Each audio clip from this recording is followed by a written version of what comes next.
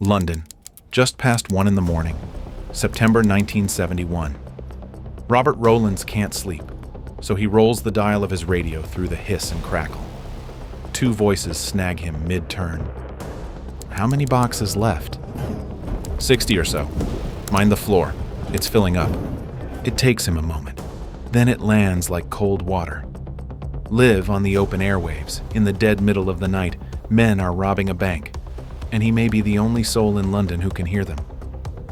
Half a mile away, beneath the pavement near Baker Street, it has already begun. A muffled blast, timed to the second a lorry thundered past overhead so the sleeping city never heard it, has punched a hole the width of a man's shoulders through 3 feet of vault concrete. One by one, the men drop down into the strong room. The only person tracking them is a stranger reaching for a tape recorder. Rowlands phones the police and tells them exactly that. The man on the line writes him off as a drunk and hangs up. Yet before the night is over, Scotland Yard itself, the most celebrated detective force on earth, will be listening to this same robbery live and still be unable to stop it. How do you fail to stop a crime you can hear with your own ears? And how does a crew of amateurs vanish with millions that 50 years on have never been found? Rowlands knew exactly what he was hearing, which is why the brush-off stung. He spent his evenings sweeping the airwaves, an amateur radio enthusiast who could tell you in a heartbeat what 2 cheap walkie-talkies sound like when the men holding them have forgotten the whole world can listen in. So when the police told him to sleep it off, he didn't waste breath arguing. He found a tape recorder, pressed the microphone to the speaker, and sat hunched in the dark in his dressing gown, the dial glow the only light in the room, recording 2 criminals narrate their own robbery word by word, because the people paid to stop it couldn't be troubled to pick up a pencil. And if you're already thinking what almost everyone thinks here, how stupid do you have to be to rob a bank while broadcasting it to anyone with a radio? Hold on to that thought. Hold it tight. That single assumption is the trap this whole story is built on. At first, he took it for something small. A corner shop, maybe. A break-in at some little business down the road. The voices carried no panic and no rush. 2 men on a long night shift, tired, bickering about how much was left to do. Then came the line that changed everything. They were talking about gold, about hundreds of thousands of pounds, about rows of metal boxes, to be drilled and levered open one after another. No corner shop has a vault. By 2 in the morning, Rowlands had given up on the local station that laughed at him. He went over their heads, straight to Scotland Yard, and this time he had the proof spooling on tape in his hand. A detective from the CID agreed to come and listen for himself. When the recording started to play, the mood in that room went cold. Through the hiss came a voice, level, unhurried, a foreman walking his crew through an ordinary job. Take your time. We're not going anywhere till it's all out. And as that voice spoke, its owner stood inside the strong room of a London bank, directing men as they prized open safe deposit boxes one at a time. Scotland Yard believed him now. A major robbery was underway, live, exactly as the so-called drunk had insisted. There was just one problem, one enormous, almost comic problem. They had no idea which bank it was. Scotland Yard now had the strangest problem in the history of British policing. They could hear the robbery. They could hear the men breathing, joking, counting out loud. They had a live feed running straight into the crime, and it was useless because a voice on a radio doesn't come with an address. The signal was leaking from a pair of short-range walkie-talkies. Cheap, low-powered, the kind of thing a hobbyist could only pick up because he happened to live nearby. That tiny range was the gang's accidental armor. To pin down a transmission like that, you need direction-finding vans crawling the streets, measuring where the signal swells and where it fades. At 3 on a London weekend morning in 1971, those vans were not parked in a yard with their engines warm. So the police fell back on the only thing they had left, guesswork. They drew a circle on a map, a few miles wide around the rough source, and inside it sat hundreds of banks. One by one, through the rest of the night, officers worked through them. 10, then 50, then far more. By the time it was over, they would check on the order of 750 banks, hunting for the single one being robbed. 750. Scotland Yard, the force foreign police studied like scripture, the one that supposedly cracked any case you slid across the desk, reduced to a man pacing a multi-story car park who can't remember which level he left his car on. Officers shone torches through dark windows. They rattled locked doors. They peered at shop fronts and bank facades while the real work went on below the street, around the back, behind 3 feet of concrete. And every bank they checked looked perfectly, boringly normal. Of course it did. Nobody had smashed a window or forced a door. The gang had come up from underneath. From the pavement, the target was indistinguishable from the 749 banks that weren't being touched. And back in his flat, Roland sat awake over the turning spool, the most useless man in London. He could hear them joking about the money. He could hear the floor filling up beneath their feet. He knew more about this robbery than anyone alive. Every voice, every plan, every box, and he could not stop a single second of it, knowing it wouldn't have changed a thing even if the gang had known he was there. By dawn, the chatter thinned, and the signal went dead. But the gang hadn't finished. Not even close. They'd simply knocked off for a few hours, leaving the vault half emptied and a fortune still sitting in the boxes they hadn't reached. So how is it done? How do you tunnel into a bank vault so quietly that an entire police force, chasing you in real time, can't find you while you stand on top of the money? The answer doesn't begin on the night of the robbery. It begins a full year earlier, with, of all things, a Sherlock Holmes story. In one of his most famous stories, Sir Arthur Conan Doyle wrote about a gang who rent the shop beside a bank and tunnel up through the cellar into the vault next door. He called it the Red-Headed League. Sherlock Holmes, of course, sees through the whole scheme in an afternoon. The man who planned the Baker Street job is said to have read that story like an instruction manual. His name was Anthony Gavin, ex-army, a serious criminal with real form behind him, which matters because most retellings paint him as some lucky nobody. Gavin understood in his bones how patient a real plan has to be. And the vault he chose sat barely a block from 221B Baker Street, the fictional home of the world's greatest detective. If that was a private joke, it was a good one. Gavin's real cunning showed in who he picked. His crew were amateurs, clean skins, no records, no mugshots, nothing on file. And that was the entire point. A man the police have never heard of is a man they cannot trace. 2 of them sold used cars. One ran a leather shop and was 64 years old. And before a single shovel broke the ground, they did their homework like model citizens. Reg Tucker, one of the crew, walked into the Lloyd's Bank on the corner of Baker Street and Marylebone Road and did the most innocent thing imaginable. He opened an account. Then he rented a safe deposit box, which meant a member of the gang was now escorted down into the vault itself by a bank employee as a paying customer, free to study the door, the layout, the rows of boxes, and the floor he would soon be coming up through. There is no better way to case a vault than to be politely walked inside it. 2 doors down stood a leather goods shop called Le Sac. The gang took over the lease, and that lease is the first hairline crack in an otherwise perfect plan. It was signed by the 64-year-old Benjamin Wolfe. He signed it as himself. His real name on a real document filed in a real office where it would sit untouched in a drawer for 2 years before anyone thought to look. Nobody gave it a second glance. Why would they? It was only paperwork. Then the digging began. Weekend after weekend, deep underground where no one could hear them, they hacked out a tunnel 40 feet long, from the cellar of Le Sac, beneath the shop in between, aimed straight at the strongroom wall. 40 feet. It sounds like nothing. Then you learn the cost. 8 tons of rubble and earth, every ounce of it dug by hand, hauled up into the shop, and carried out load by load without a soul noticing. And the alarm? The vault floor carried a sensor built to feel vibration, the exact tremor a tunneling crew sends shivering up through the ground. By most accounts, it was off. Roadworks nearby kept tripping it, the story goes, so someone disabled it. The one device designed to catch this precise attack, treated as a nuisance and quietly unplugged. Luck, an insider's whisper about the timing, or both. Either way, the gang dug toward a vault that could no longer feel them coming. And then the tunnel reached its target and stopped dead, because the last barrier between the crew and the money was 3 feet of solid, steel-reinforced concrete. 3 feet of steel-reinforced concrete. This is the wall every plan eventually slams into. The moment the clever idea meets the thing that will not move. First, brute force. A hydraulic jack rated to push with 100 tons of pressure, braced against the concrete to crack it open. It should have worked. Instead, the force found an old, forgotten well buried beneath the building and bled harmlessly away into the earth. Hours of straining. Nothing. So they tried fire, a thermic lance, a tool that burns hot enough to cut through steel and stone. But fire in a sealed tunnel does a second thing.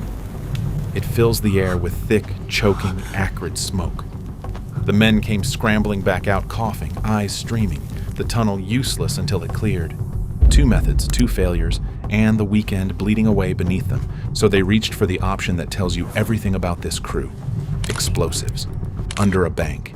In the middle of London. With a city asleep a few feet above their heads. They packed gelignite tight against the concrete, ran the wires back down the tunnel, and crouched with their fingers jammed in their ears. Then they waited on the traffic. They needed something big overhead, loud enough to swallow a blast whole. When the rumble of a heavy lorry built over Marylebone Road, someone fired the charge. The shock hit them in the chest a half beat before the bang. A hot wall of dust came punching back down the tunnel. Ears singing, throats burning, they crawled forward into the murk and found it. A jagged mouth blown clean through 3 feet of concrete, twists of reinforcing steel bent back like coat hangers. Barely the width of a man's shoulders. A savage squeeze for a grown man. One at a time, they wormed through the gap and dropped into the dark of the vault. Until this moment, the robbery had been silent, invisible. But the instant the team was inside, men down in the strong room, a lookout posted on a rooftop across the road, the 2 halves of the operation had to talk to each other. So they switched on the walkie-talkies. A click, a burst of static, then testing. Can you hear me up top? Loud and clear. Eyes on the street. That is the entire secret of the famous live broadcast. A man on a roof and a team in a hole needed to coordinate, and a pair of cheap radios was the only thing that could link them. It never crossed their minds that half a mile away, Robert Rowlands was turning a dial through the dark, about to drift onto their exact frequency, and reach for a tape recorder. The crime everyone remembers as a clownish blunder was, in that moment, simply 2 halves of a careful plan trying to stay in touch. They were in. The boxes stood right there in their racks. Cash, gold, and whatever else London's wealthy had decided was too precious to keep at home. But up on the roof, the lookout was already becoming a problem. He was cold. He was bored out of his skull. He'd been staring at an empty street for hours, and the gang's entire early warning system now hung on the mood of one freezing man who'd had enough. A threat that had nothing to do with the police, the radio, or anything they'd planned for. While Scotland Yard tore across miles of London in a cold sweat, checking bank after bank after bank, the men they were hunting sounded like they had all the time in the world. Listen to the tape and you'd swear they were on a slow night shift, not robbing a bank. One laughs about what he'll buy first. The 64-year-old grumbles about his knees and the hours, the way you'd moan through a double shift in a warehouse. A voice drifts across the static, almost dreamy. There's enough down here to set us all up for life. Not once does anyone sound like he knows the whole of Scotland Yard is hanging on his every word. But cool isn't the same as careful. And right about here, the whole job nearly came apart. And the threat came from inside the gang, the lookout. His task was simple and absolutely critical. Watch the street, and the instant anything official rolled up, warn the men below. Without him, the crew in the vault were blind and deaf, sealed in a hole with no warning at all. And the lookout had had enough. Hours in the cold had ground him down. Hungry, fed up, stiff with it, he started, over the open air, the same air Rowlands was quietly taping, to gripe, then to bargain, then to threaten. I'm frozen solid up here, I'm coming down. He wanted to abandon his post on the single most dangerous night of all their lives. You can hear, right there on the recording, how thin the thread really was. One irritated man, one foul mood, and the gang's only eyes on the street simply close. So the others talked him round, low and steady, the way you'd coax a man down off a ledge. Stay put. Just another hour. Think about the money waiting at the end of it. For a few minutes it genuinely hung there, the lookout wavering, one sour temper away from blinding the whole crew. Then he settled. He stayed. The job held on nothing more than talk. And in his flat, Rowlands heard all of it. The cold, the threats, the man on the roof ready to walk. By now, a detective was listening too, somewhere across the city. It changed nothing. They had every word these men said, and still couldn't find the building they were standing in. So Roland sat in the dark and listened to strangers nearly destroy themselves, unable to do a thing but press record. And then, in a detail so offhand it's almost insulting, the gang decided they'd done a solid night's work. They were tired too, so they downed tools, went to sleep, and agreed to come back and finish at 6 in the morning. Who does that? They were standing inside the vault. Half the boxes were still sealed. A police force was combing the city for them, and they were so untroubled they scheduled the rest of the robbery like the second morning of a building job. By the time they came back, the real danger had shifted. The police were still lost across the city, but the gang's own greed was about to do the work for them. They'd already forced open dozens of boxes. They could have grabbed what they had and run, but every box was a sealed lottery ticket, and the pull to crack open just one more, then one more after that, held them down there long after a colder, more frightened crew would have bolted. By the time they finally stopped, they had levered open somewhere around 268 safe deposit boxes, close to a quarter of the entire vault. Look hard at what's down in that hole. A 64-year-old shopkeeper kneeling in the rubble, prizing open box after box. 2 used car salesmen griping about their aching backs while they bag a fortune. A man in the dark muttering about everything it'll buy. Exhausted, greedy, reckless, and getting away with all of it. Every extra minute on those boxes was a minute the window stayed open. A minute for the police to finally get it right. A minute for someone to walk in and find them.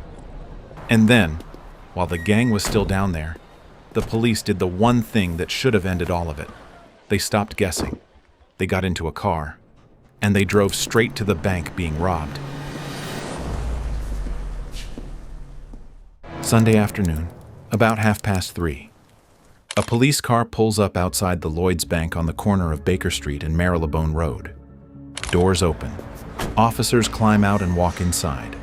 After a full night of guessing, after roughly 750 wrong buildings, they are finally standing in the right one. And beneath their feet, through the floor, past the foundations, down in the dark, the gang is in the vault. Right there. If the branch had fallen completely silent, the officers might have caught the scrape of a crowbar coming up through the boards. This is it. This is where the law wins. It doesn't. The officers walk to the strong room and check the great steel door. Shut tight. Locked. Solid. Immovable. Because the vault is on a time lock, and a time lock does not care who is asking or why. It will not open until Monday morning. The manager can't override it. The police can't override it. Nobody can. So they stand before a sealed, time-locked door and find it untouched. No broken glass, no forced hinge, because the break-in is happening beneath them, where no eye can reach. And they draw the only conclusion the evidence allows. Vault secure. Nothing wrong here. And they leave. They turn, walk back past the counter, climb into the car and pull away. While a few feet below the pavement, a crew of used car salesmen and shopkeepers keeps levering open boxes and stuffing bags with cash and gold. None of it should have been possible. They heard the robbery live. They searched all night. They walked into the exact bank and stood directly over the men doing it, then turned on their heels and left them to it. The men who knew everything couldn't act on it. The men who could act had no idea what was under their shoes. The gang finished on their own clock. Before the branch opened on Monday, they were gone. Up the tunnel, out through the shop, into a gray London morning. They left almost everything behind. The tools, the jack, the empty boxes, and the 2 walkie-talkies that had broadcast the entire job all night to the one sleepless stranger who'd bothered to listen. Nobody even knew the robbery had happened until Monday, the 13th of September, when staff swung the strong room open and found the floor torn apart and a quarter of the boxes gutted. There was a brief, odd hush in the press over the first days.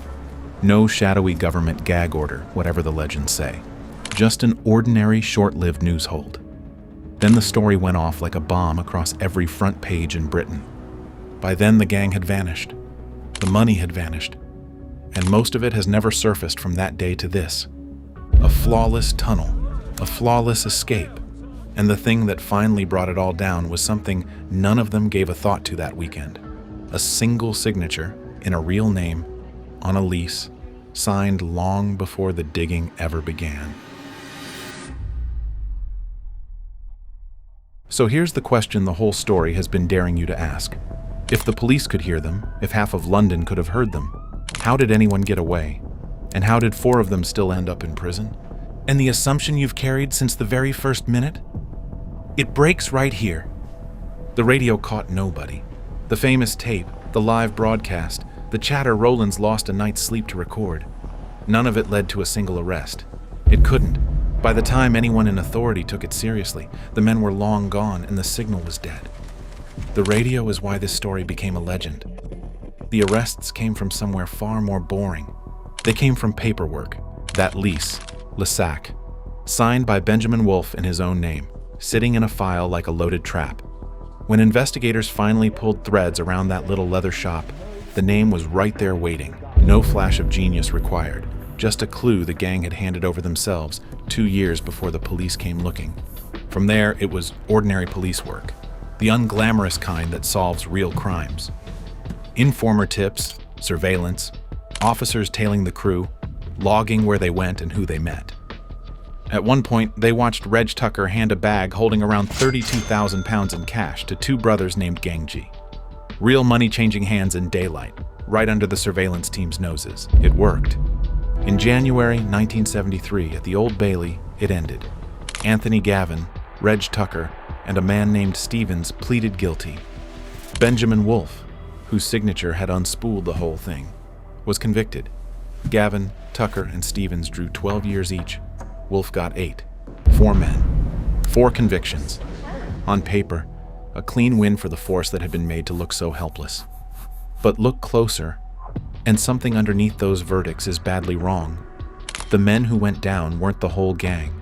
The money that mattered never came home. And the one man who'd done nothing but tell the truth was about to be punished for it. The Gangji brothers, the 2 men police had watched take a bag of cash straight from Reg Tucker's hands, were arrested, tried, and acquitted, filmed by a surveillance team holding the loot, and not one consequence. They walked out of court free men. Your Honor. And Robert Rowlands, the one person in this whole affair who did everything right, got something worse than nothing. He'd heard a crime in progress, refused to be laughed off, recorded the proof, and dragged Scotland Yard to a truth it didn't want.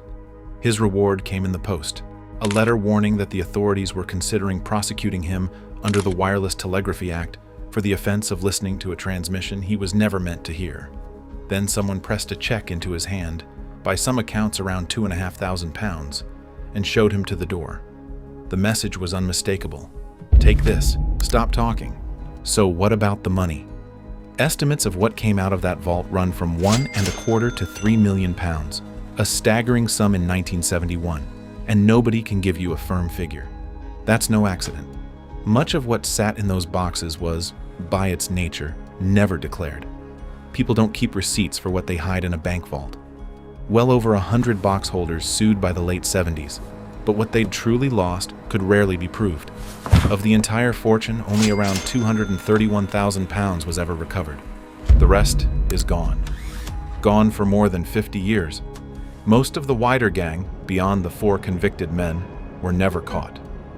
And the money walked out into the world with them and simply dissolved.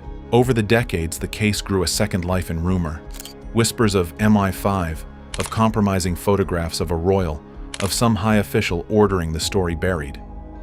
The investigative journalist Duncan Campbell dug into those claims and found the glamorous version doesn't hold. The truth is grubbier and more human. They won on 3 plain things: a radio signal too weak to trace in time, an alarm that had been switched off, and a time-locked door the police couldn't open, even standing on top of it. Most of the official files were finally released in 2013, but not all. Around 800 pages remained sealed, locked away until January 2071, long after everyone who was in that tunnel, that flat, that courtroom is dead and buried. So picture it one last time. A man alone with a radio, hearing everything, believed by no one. A police force that listened in, walked in, stood right on top of it, and still lost. And a box of secrets that not one person alive today will ever be allowed to open. Scotland Yard heard every word of the robbery as it happened, and in the end, hearing it was the one thing that could never stop it.